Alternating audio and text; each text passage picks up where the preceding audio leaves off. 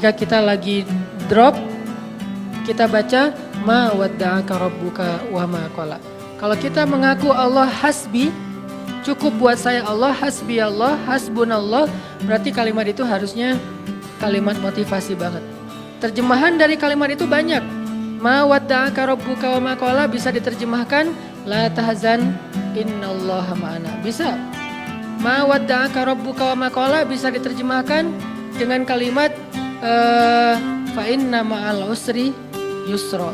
Ma wadda'aka rabbuka wa ma qala bisa diterjemahkan inni ma'akuma asma'u wa ara. Aku bersama kamu berdua wahai Musa dan Harun, asma'u wa ara, mendengar dan melihat. La takhafa, jangan takut wahai Musa dan Harun. Idhaba ila Fir'aun, pergilah kamu berdua kepada Fir'aun. La takhafa, inni ma'akuma asma'u wa ara. Aku yang akan memantau apa yang terjadi pada diri kalian. Jadi aku tahu banget, update banget setiap detiknya. Bahkan sebelum terjadi, aku sudah mempersiapkan perisai untuk melindungi kalian. La takhafa, jangan takut. Itu terjemahan-terjemahan yang banyak di Al-Quran tentang kalimat ma wadda'aka rabbuka wa ma qala. Atau mungkin kita bisa challenge diri kita sendiri ya. Ketika kita tilawah Al-Quran secara acak, cari ayat terjemahan atau bahasa lain dari ma wadda'aka rabbuka wa ma qala. Coba cari di Al-Baqarah, cari di Ali Imran, itu banyak banget kalimat ma wadda'aka rabbuka wa ma qala. Rabbmu tidak pernah meninggalkanmu, gak pernah benci sama kamu. Ayatnya banyak banget. Bahwa Allah gak pernah ninggalin kita, bahwa Allah gak benci sama kita. Salah satunya mungkin kalau Allah gak benci sama kita tuh, misalnya ayat fa'in yuridullahu bikumul yusra wala yuridu bikumul usr. Sehingga siapa yang berpikir syariat itu kayak beban, seolah-olah Allah kayak nggak rela gitu ngelihat kita nyaman. Kok dikasih syariat, dikasih beban, dikasih tugas, dikasih batasan. Enggak, itu salah paham. Allah ngasih syariat bukan untuk ngebebanin kita. Bukan karena Allah iseng sama kita. Bukan karena Allah benci sama kita. Tapi karena Allah pengen memudahkan hidup kita justru dengan syariat. Syariat itu bukan mempersulit hidup kita. Kalau sebuah negara meninggalkan syariat karena takut sulit kehidupan negara itu, justru kita terjebak dalam wasawis syaitan. Mulailah kita dengan hiruk pikuk, dengan kekacauan gara-gara meninggalkan syariat. Kalau sebuah bangsa, masyarakat, keluarga, pribadi pengen hidupnya lebih mudah, atiya Allah wa atiya Rasul. Coba ikutin cara Allah, pasti akan jadi mudah. Memang di awalnya kelihatan agak-agak challenging nih. Tapi begitu kita jalanin, yusrun, mudah, semuanya mudah. Kemarin saya jalan sama istri ke Thailand. Kita jalan berdua ke Thailand, pengen main aja. Jalan ke Thailand, kebetulan ada acara di Malaysia, terus mampir dulu ke Thailand. Sampai di Thailand kita ke Pattaya dulu nih. Saya karena senang dengan laut, saya cari yang lautnya masih aman. Kalau Phuket mungkin gitulah ya. Nah, cari yang Pattaya yang private beach, jadi nggak ngelihat yang gitu-gitu. Cie, sombong. Kalau terlihat kan nggak sengaja. Nah, pergilah ke Pattaya gitu ya, cari yang beach yang private gitu. Terus karena kita nggak tahu halal foodnya di sana, akhirnya kita kayak sangat hati-hati mencari halal food. Sampai rempong, sampai bawel. Pas mau room service minta makanan ke kamar karena nggak berani makan di luar, kita sampai bawel banget bilang ke restorannya itu pakainya oilnya oil apa? Nggak pakai oil yang pork kan, saya minta yang vegetable oil ya. Ya Pak gitu. Terus itu wajannya diganti ya, dicuci dulu. Ya Pak. Itu yang masak ininya, tepungnya udah dipakai yang pork belum sebelumnya. Ya bisa kita bikin yang baru Pak. Sampai mereka sebel banget gitu kan, karena banyak banget permintaannya, padahal pesannya cuma nasi goreng. Tapi permintaannya panjang gitu. Akhirnya dihidangkanlah nasi goreng seafood, kita makan berdua sepiring. Penting banget sih, nggak ada hubungannya dengan tema. Nah udah gitu malam kita cuma nyari buah aja kayak gitu. Nah karena kita berusaha untuk ketat dalam masalah halal food, kalau nggak benar-benar kita bisa yakin bahwa ini halal atau minimal dia aman gitu, maka kita nggak akan berani. Ini berusahalah belajar taat kecil-kecilan. Bukan hal besar sebetulnya. Tapi justru saya ngeliat di sini hal kecil dihargain sama Allah. Kalau hal besar apalagi kan ya, hal sepele kayak gitu doang, Allah langsung kayak ngehargain gitu. Ini bukan karena saya soleh, tapi karena saya mencoba untuk meniru orang soleh. Akhirnya mendapatkan janji yang Allah janjikan kepada orang soleh. Sayanya belum soleh, tapi karena meniru orang soleh, dapat juga nih yang dijanjiin Allah kepada orang soleh. Udah ketat, seharian kita makannya susah banget. Nah besoknya mau ke Bangkok, hari kok belum pesan hotel. Tadinya udah pesan lewat travel agent, tapi cancel. Tadinya ada satu jenis hotel yang di pusat kota, dekat dengan tempat pembelanjaan, nemenin istri. Ternyata dari travel agent itu katanya nggak dapat. Oke, cancel. Saya pesan pakai online, pesan nyari yang dekat dengan hotel itu.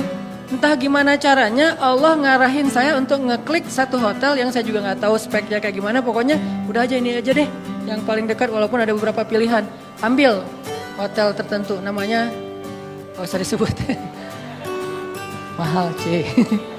Sombong. Ya gitu deh pokoknya ada namanya lah ya. Nah pas sampai di Bangkok kita masuk ke hotel itu lagi check in. Tiba-tiba ada teman lama saya nih orang Bandung. Dia istrinya lagi lewat, jadi hotel sama kondonya itu bersebelahan. Dia ternyata tinggal di kondonya. Dia lewat ngeliat kayak Ustadz Hanan, dia ngubungin Benzo. Benzo cuma angkat tangan, lihat ke atas. Itu namanya Benzo, masih Jovisa. Nah Benzo dihubungin Benzo tanya ke saya, Ustadz lagi di hotel ini di Bangkok loh. Kok Benzo tahu? Kan saya nggak ngasih tahu siapa-siapa. Nggak, tadi ada teman yang ngelihat Ustadz, dia kayak ragu gitu, bener nggak? Oh iya bener, kenapa? Dia ngajak Ustadz nanti malam cari makan halal dan Thai banget gitu. Alhamdulillah, berarti kemarin susah dikit, sekarang Allah kasih jalan keluar. Bukan hanya itu, ternyata hotel yang saya pilih itu dia udah halal restoran, untuk breakfast tuh aman, udah halal. Karena susah kan nyari hotel dengan sertifikat halalnya di sana. Tanpa kita ketahui ternyata Allah arahin kita ke hotel yang gak perlu bawel lagi untuk room service-nya. Karena dia udah halal restoran. Ditambah lagi diajak sama teman saya untuk makan yang halal food tapi Thai banget, enak. Ditraktirin, itu yang paling enak. Nih saya berpikir kalau saya lebih cepat atau lebih lambat 1 menit aja pas check in, kan saya nggak bakalan ketemu dengan istrinya, sehingga kita nggak berpapasan, nggak saling tahu. Allah yang bikin timingnya pas banget. Dia jalan lewat depan hotel, saya masuk check in, dia ngelihat ke saya, terus dia ngubungin Benzo ngubungin ke saya, pas dapat wifi karena ngandelin wifi banget kan di luar negeri teh, irit gitu. Dapat wifi, saya langsung balas, qadarullah. Malamnya dimudahin, akhirnya kita jalan, makan, halal, enak, bukan murah, gratis. Jadi saya teringat, wa may yattaqillaha yaj'al lahu makhraja wa yarzuqhu min haitsu la yahtasib. Wa may yattaqillaha yaj'al lahu min amrihi yusra. Wa may yattaqillaha yukaffir anhu sayyi'atihi wa yu'zim lahu ajra. Itu janji Allah. Siapa yang taat sama Allah, Allah kasih jalan keluar. Ini jalan keluarnya. Siapa yang taat sama Allah, Allah kasih rezeki yang tidak terduga-duga. Ini rezeki yang tidak terduga-duga. Akhirnya ketemu teman orang Bandung yang udah tinggal di sana. Siapa yang taat sama Allah, Allah mudahin urusannya. Jadi mudah kemana-mana digayat. Siapa yang taat sama Allah, Allah gugurkan dosanya. Berharap kayak gitu dan dilipat gandakan pahalanya. Berharap juga kayak gitu. Ini artinya hal sepele gini aja Allah hargain. Karena faman ya'mal mithqala dzarratin khairan yarah. Pasti Allah bales. Ma wadda'aka rabbuka wa ma qala. Jadi Allah itu nggak pernah absen teman-teman, nggak pernah offline, nggak pernah kelewat gitu. Aduh ada yang kelewat nih nggak sempat di like. Kalau kita kan kalau terlalu banyak nge-following, akhirnya udah ketutup deh, ketimpa sama yang baru posting gitu. Kadang-kadang karena saking banyaknya kita nge-following, pasangan sendiri nggak pernah di like. Kenapa? Dia posting ketimpa lagi. Kok kamu nggak pernah nge-like postingan aku? Emang kamu posting? Kamu gitu banget ya sama aku? Akhirnya rame gitu kan ya. Padahal kita nggak ngelihat, soalnya ketutup sama postingan yang baru-baru. Allah nggak pernah gitu. Allah nge-following semua hambanya, bahkan lebih dekat daripada urat lehernya. Wa huwa ma'akum aina ma kuntum. Bersama dengan kalian, membersamai kalian dimanapun kalian berada. Tapi ketika kita post adegan-adegan kehidupan kita, nggak pernah ada yang ketimpa dan kelewat sama Allah untuk di like, untuk dikomen, untuk di-repost. Bahkan Umar di-repost oleh Allah di Al-Quran kata-katanya. Ini artinya Allah la ta'khuduhu sinatun wala naum. Kulla yaumin huwa fi sya'an. Ma wadda'aka rabbuka wa ma qala. Ini jadi penyemangat teman-teman. Gak usah khawatir untuk taat. Kita bikin dosa aja Allah masih maafin kita. Apalagi taat, Allah pasti akan menghargai kita. Itu part pertama dari surat Ad-Duha. Part kedua, alam yajidaka yatiman fa'awa wa wajadaka dhallan fahada wa wajadaka ailan fa'aghna. 3 kalimat yang luar biasa itu menjelaskan arti dari ma wadda'aka rabbuka wa ma qala. Apa bukti bahwa Allah gak pernah ninggalin Nabi Muhammad? Kata Allah, alam yajidaka yatiman fa'awa. Bukankah dulu kamu lahir dalam keadaan yatim, lalu Allah kasih naungan? Kalau Allah ninggalin kamu, gak mungkin kamu bisa tumbuh dengan baik. Kalau Allah benci sama kamu, maka dibiarin aja kamu terlunta-lunta dalam keadaan yatim. Wa wajadaka dhallan fahada. Bukankah kamu dulu pernah tersesat di jalan, mau ke suatu negeri tapi kamu salah ngambil jalan di tengah padang pasir, akhirnya gak tahu arah ke tujuan. Kalau Allah benci sama kamu, gak akan dikasih tuh petunjuk ke negeri yang kamu tuju. Gak akan diarahin kamu untuk sampai kepada destinasi yang kamu tuju. Bukti Allah, ma wadda'aka rabbuka wa ma qala. Alam yajidaka yatiman fa'awa wa wajadaka dhallan fahada wa wajadaka ailan fa'aghna. Nanti kalau kemarin saya bahas alam yajidaka yatiman fa'awa versi Nabi Muhammad, yang belum kebahas itu versi Nabi Musa ya. Versi Ibrahim, versi Ismail, versi Isa, versi Yahya, versi Maryam. Itu semuanya ayat-ayat tentang kisah-kisah tentang alam yajidka yatiman ya Maryam, alam yajidka yatiman Yahya, alam yajidka yatiman Isa, alam yajidka yatiman Ibrahim, alam yajidka yatiman Musa, alam yajidka yatiman semua hamba-hambanya. Fa'awa, Allah kasih naungan. Baca kisah-kisah Al-Quran untuk memahami maksud alam yajidka yatiman fa'awa, terutama kisah Yusuf. Alam yajidka yatiman fa'awa. Yatim gimana? Yatimnya Yusuf. Yatim di dalam sungai, di dalam sumur, nggak punya siapa-siapa. Ayahnya nggak tahu di mana keberadaan anaknya, kakak-kakaknya udah nggak peduli dengan adiknya. Yatiman fa'awa. Fa'awa pertama ditemukan oleh para musafir. Fa'awa kedua masuk ke dalam istana dan seterusnya dan seterusnya. Alam yajidka yatiman fa'awa. Insyaallah nanti kita lanjutkan lagi pembahasan surat Ad-Duha ini. Ini bukan cuma tafsir ya teman-teman, tapi ini tadabbur. Saya berusaha untuk menganalogikan dengan kehidupan kita supaya kita bisa menjadikan ayat itu sebagai motivasi hidup kita. Barakallah, kita lanjutkan setelah salat Isya. Bismillahirrahmanirrahim. Teman-teman yang dirahmati Allah Subhanahu wa taala, kita lanjutkan pembahasan kita tentang surat Ad-Duha. Alam yajidka yatiman fa'awa wa wajadaka dhallan fahada wa wajadaka ailan fa'aghna. Kalimat alam yajidka yatiman fa'awa itu adalah kalimat pembuktian. Seolah-olah Allah ngomong ke kita tuh gini, kamu gak ingat dulu ketika kamu pernah gini, siapa yang nolong kamu? Emangnya kamu gak ingat dulu ketika kamu pernah terpuruk, siapa yang buat kamu bisa survive? Ketika kamu hampir celaka, siapa yang menyelamatkan kamu? Ketika kamu gini, siapa yang menolong kamu dan seterusnya. Jadi alam di sini Allah pengen ngingetin kita. Jadi kalimat alam adalah kalimat permintaan dari Allah supaya kita ingat-ingat lagi nih pengalaman hidup kita. Ada yang pengalamannya sampai ekstrim, second life misalnya, hampir celaka terus bisa selamat. Ada yang pengalamannya masalah hutang, ada yang pengalamannya hampir bunuh diri tapi nggak jadi gara-gara diputusin. Ada yang macam-macam kan pengalaman orang mah ya. Nah itu kalimat alam yajidka yatiman. Yajidka itu Allah mendapati kamu dalam status nggak ada apa-apa sebetulnya. Kita tuh awalnya nggak punya apa-apa, bukan siapa-siapa, nggak bermodalkan apapun. Allah yang fa'awa, fahada, fa'aghna itu terjadi kepada kehidupan kita masing-masing. Kalau dalam bahasa kisah Nabi, fa'awa di masa Abdul Muthalib, fa'awa di masa Halimah, fa'awa di masa Abu Talib, dan fa'awa di masa Khadijah. Ini semuanya bentuk-bentuk fa'awanya Allah kepada Rasulullah Sallallahu Alaihi Wasallam. Kalau kita terjemahin ayat itu dengan kisah Nabi Musa, alam yajidka yatiman fa'awa, itu bisa teman-teman temuin di surat Toha dan surat Al-Qasas. Nanti di dalam surat-surat itu Allah ngejelasin tentang gimana dulu Nabi Musa dihanyutkan ke Sungai Nil.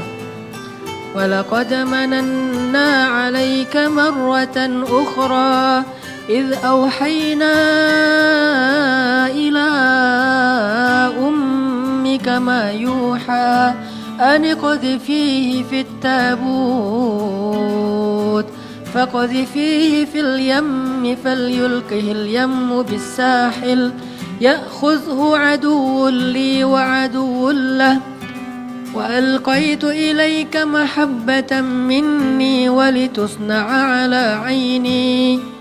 Ketika Allah mengilhamkan kepada ibu Musa, wahai ibu Musa, hanyutkanlah bayimu di Sungai Nil kalau pengen selamat.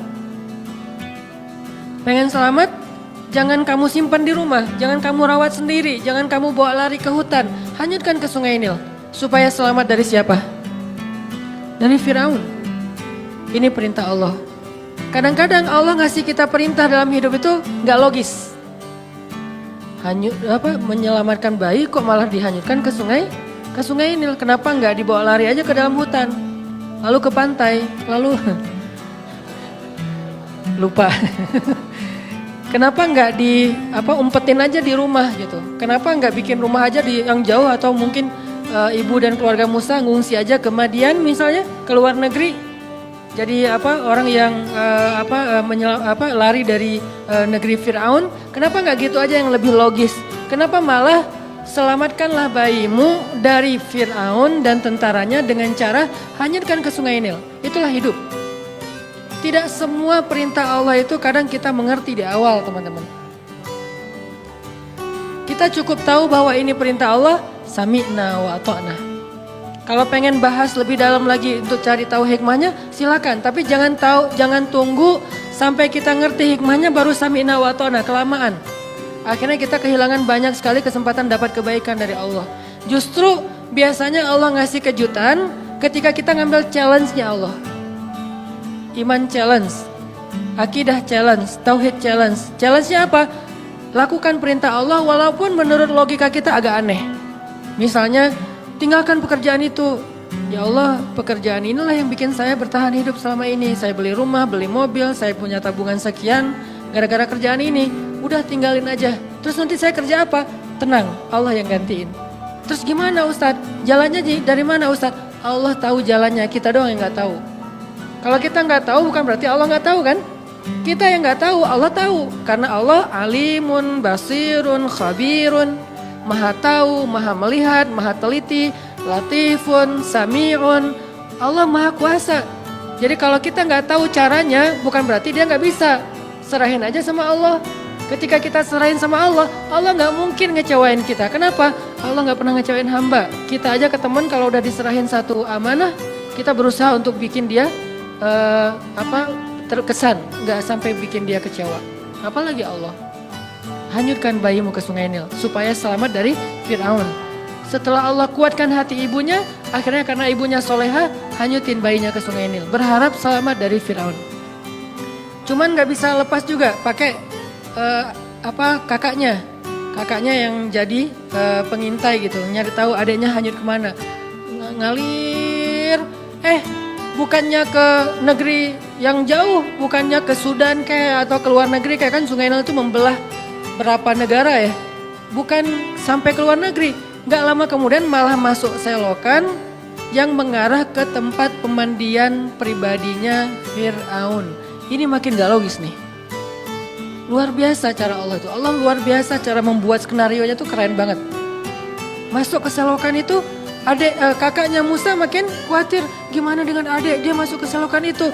Langsung dilaporin ke ibunya. Di surat Al-Qasas dikisahkan ketika ibunya tahu Musa hanyutnya ke dalam selokan yang mengarah ke pemandian khusus Fir'aun, hampir copot jantung ibu Musa. Hampir copot jantung Ibu Musa. Kenapa? Bisa dipastikan bayi ini akan ditemukan oleh para dayang-dayang Firaun dan kalau ketahuan Firaun pasti akan dibunuh. Ini ujian luar biasa. Tapi ini challenge-nya justru di situ. Ketika kita berhijrah, ketika kita ngikutin cara Allah, awalnya terlihat, ya Allah kok gini ya? Kok jadi gini ya? Kok malah masuk ke selokan ini ya? Kan gitu ya, ada kejutan-kejutan kecil gitu awal-awal kita berhijrah. Baru aja kita halalin putusin, akhirnya putusin, dia langsung jadian sama orang lain, kan itu berat banget ya. Dia kayak mudah banget gitu move on dari kita. Padahal kita mutusin itu cuman gertak doang biar dia mau halal gitu. Siapa yang takut kata dia, akhirnya jadian sama orang lain, itu tuh berat banget.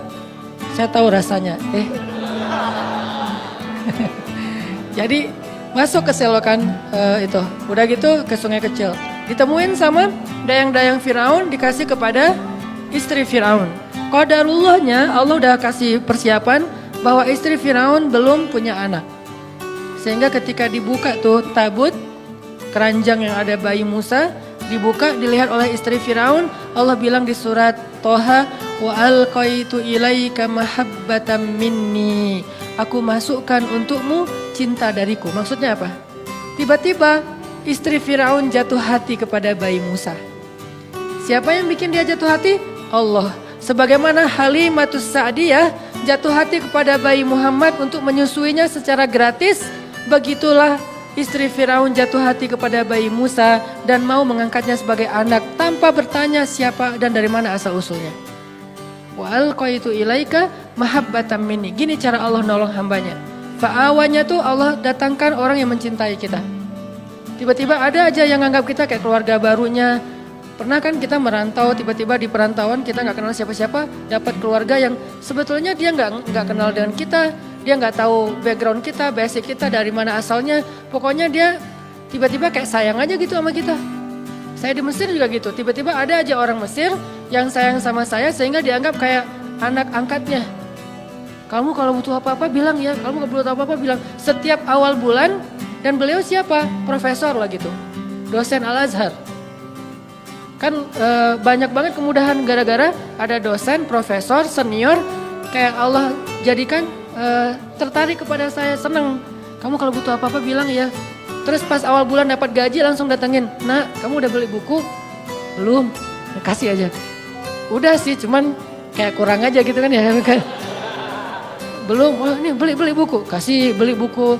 Terus kalau dia lagi panen, di Mesir itu namanya adas. Adas itu kayak kacang hijau kita tapi warnanya oranye. Jadi fungsinya kayak kacang hijau menghangatkan tubuh, bagus, biji-bijian. Kalau lagi panen adas, dia langsung bawa beberapa karung ke rumah tuh. Nih adas buat kalian, panen anggur, panen apa, segala macam buah-buahan di kebun dia tuh dibawa ke rumah kita. Kenapa? Wa alqaitu ilaika mahabbatan minni. Allah yang bikin dia jatuh hati kepada orang ini. Sehingga akhirnya istri Firaun langsung jatuh hati kepada bayi Musa. Firaun enggak, karena Allah sudah mengunci hatinya. Bukan karena Allah mengunci hatinya, belum sih. Karena hatinya keras, maaf salah, jangan disensor. Karena hatinya keras. Karena Allah gak akan mengunci hati seseorang sebelum Allah utus Nabi kan. Karena hatinya keras, jadi dia gak akan bisa disentuh dengan cinta. Firaun tetap marah kepada Musa yang masih bayi. Ini pasti nih anak Bani Israel yang dibuang supaya gak terbunuh nih. Gua bunuh nih sekarang, jangan-jangan kata istrinya Firaun. Dan dia ngebujuk suaminya dengan manja gitu. Gak pakai cantik sih, manja doang gitu. Akhirnya Firaun gak jadi ngebunuh Musa. Selamat Musa di satu adegan. Udah gitu gak lama kemudian Musa lapar. Musa kehausan. Wa wajadaka ailan fa'aghna. Gimana caranya? Keluarga Firaun bikin audisi. Siapa yang bisa menyusui bayi Musa? Dikasih dinar, dirham, emas, perak. Dikasih tempat kedudukan yang tinggi di dalam istana. Punya gelar ningrat. Dikasih rumah di dalam istana yang sangat bagus. Dari sekian banyak perempuan-perempuan yang ingin menyusui Musa, semua ditolak sama Musa. Karena kenapa? Allah mengilhamkan kayak gitu kepada bayi ini. Padahal kan sebetulnya kalau bayi polos biasa aja asal ada yang nyusuin kan dia nyusu ya. Tapi Allah mentakdirkan Musa gak boleh nyusuin ke ini. Di antara sekian yang banyak audisi, yang terakhir justru yang diterima. Kenapa? Allah yang nentuin. Jadi gak masalah, ada yang datang pertama sebelum kita bawa Alphard, Bayangin aja, kalau Allah nggak mengikat hatinya, pasti ditolak. Walaupun modalnya, uang, apa segala macam, nggak, tenang. Abu Bakar datang ngelamar Fatimah, ditolak sama Nabi. Kurang apa coba Abu Bakar? Tajir, soleh. Kan ideal banget ya. Ada yang soleh, nggak tajir. Ada yang tajir, kurang soleh. Tajir, soleh. Tajir, soleh. Abu Bakar ditolak. Datang Umar, tajir, soleh, kuat, cowok banget, ditolak juga. Ali awalnya, aduh Abu Bakar aja ditolak, Umar aja ditolak, apalagi saya nih. Akhirnya kayak Ali cuma ngelewat doang depan rumah Nabi, lewat lagi. Dipanggil sama Nabi, Ali kenapa? Enggak ya Rasulullah gitu. Ali, kamu pengen menikahi Fatimah? Terserah sih. Akhirnya Nabi yang ngelamar Ali dalam bahasa ininya ya, adegannya, walaupun secara resmi nanti Ali yang ngelamar Fatimah. Nabi kayak yang nawarin kepada Ali, kenapa? Allah yang bikin kayak gitu. Jadi gak usah pesimis, yang penting minta kepada pemilik hati. Ya Allah, kan hatinya bukan milik dia, milik engkau. Jadi saya mintanya ke engkau aja ya Allah, bukan ke dia. Nanti setelah engkau baru dia. Sehingga pas kita datang kayak bukan tipe dia banget, bukan standar dia banget, tapi buat Allah kita standar dia banget. Buat dia kita enggak banget. Enggak masalah kan? Yang penting buat Allah kita banget lah. Begitu kita datang dia enggak bisa bilang enggak. Kok saya ngomongnya iya ya? Pengen bilang enggak tapi enggak bisa gitu. Ya udah deh, iya aja. Jadi aja. Setelah itu Allah masukkan hub, cinta, sehingga dia mencintai kita mencintai dia karena Allah Subhanahu wa taala, dan itu mubarak, diberkahi. Itulah istri Firaun. Akhirnya Musa tinggal di situ, ibunya tinggal di situ, kakaknya, tetehnya tinggal di situ, AA-nya tinggal di situ. Siapa AA-nya Musa? Harun. Semuanya sekeluarga tinggal di situ. Ini namanya alam yajidka yatiman fa'awa. Allah yang bikin skenario yang kayak gitu. Ismail juga kayak gitu. Kemudian Yahya alaihissalam juga kayak gitu. Maryam juga kayak gitu. Alam yajidka yatiman. Maryam kan lahir nggak punya ayah. Bukan nggak punya ayah. Ayahnya udah wafat kan? Imran sama anak yatim perempuan lagi itu. Siapa yang fa'awa Maryam? Wa kaffalaha Zakaria. Zakaria yang mengawakan Maryam. Dan Zakaria cinta banget sama Maryam. Walaupun itu adalah ponakannya, tapi seperti putrinya sendiri. Dan Zakaria adalah sebaik-baik orang yang merawat Maryam. Walaupun ayahnya soleh banget, tapi ada yang lebih daripada ayahnya. Ayahnya orang soleh, Zakaria nabi.